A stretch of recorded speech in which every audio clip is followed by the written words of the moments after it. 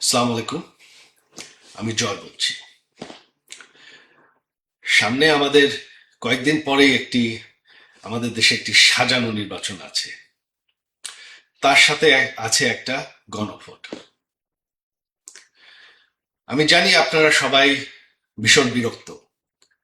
এই গত 1.5 বছরে যে একটি বিশৃঙ্খল পরিস্থিতি গেছে, কোনো আইন শৃঙ্খলা নেই, অর্থনীতি পড়ে গেছে, কোনো গণতন্ত্র নেই, আপনাদের ভয় থাকতে হয়েছে।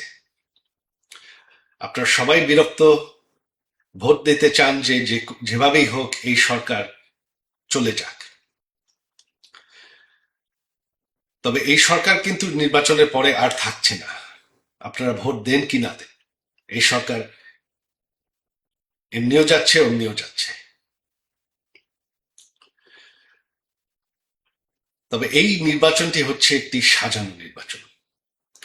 এখানে আমাদের দেশের অর্ধেক দলদেরকে বাদ দেওয়া হয়েছে। শুধু আওয়ামী লীগ তো না, যত স্বাধীনতার সপক্ষের দল তাদেরকে বাদ দেওয়া হয়েছে, যত প্রগতিশীল দল তাদেরকে বাদ দেওয়া হয়েছে। শুধুমাত্র বিএনপি জামাতকে ক্ষমতায় বসানোর জন্য এই নির্বাচন হচ্ছে।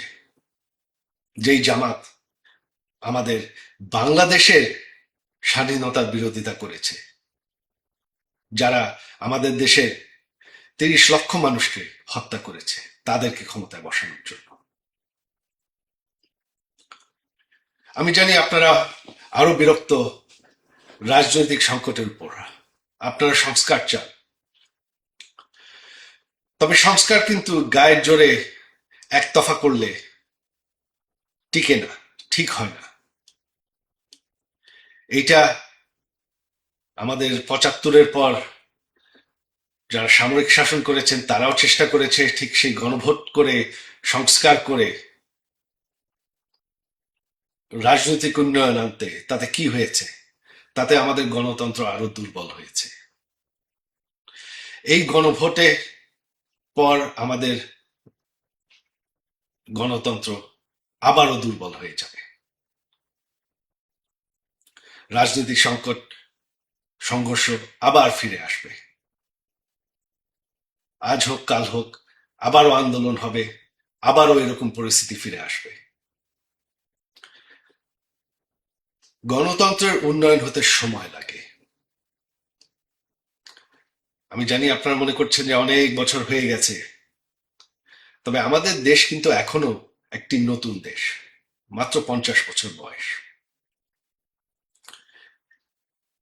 গণতন্ত্রকে আরো সময় দিতে হবে।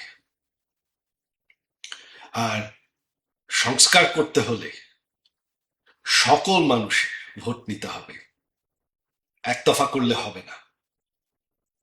সকল দলকে মতামত নিতে হবে, একতফা করলে হবে না। তাতে আমাদের দেশের গণতন্ত্রের, রাজনীতির কোনো উন্নয়ন হবে না। তাই আমার অনুরোধ আপনাদের প্রতি, আওয়ামী লীগকে সমর্থন করেন কি না করেন, বাংলাদেশের ভালো যদি চান, বাংলাদেশের ভবিষ্যৎ যদি নিশ্চিত করতে চান, তাহলে এই নির্বাচনে ভোট দিবেন না। এটা একটা সাজানো নির্বাচন। এখানে রেজাল্ট কি হবে তারা অলরেডি নির্ধার করে বসে আছে। কত শতাংশ ভোট হবে সেটাও তারা আগের থেকেই নির্বাচন কমিশন বলে দিচ্ছে। এটা সম্পূর্ণ একটা নাটক। এই নির্বাচনে ভোট দিয়ে কোনো লাভ নেই।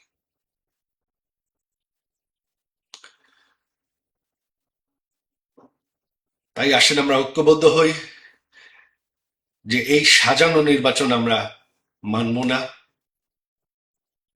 গায়ের জোরের একতফা সংস্কার আমরা মানব না। বাংলাদেশের ভালো চাই, বাংলাদেশের ভবিষ্যৎ নিশ্চিত করতে চাই। সেটাই যদি আপনারা চান, আমার অনুরোধ আপনাদের প্রতি যে এই নির্বাচনে ভোট দিবেন না, দিতে যাবেন না, কোনো লাভ হবে না। জয় বাংলা।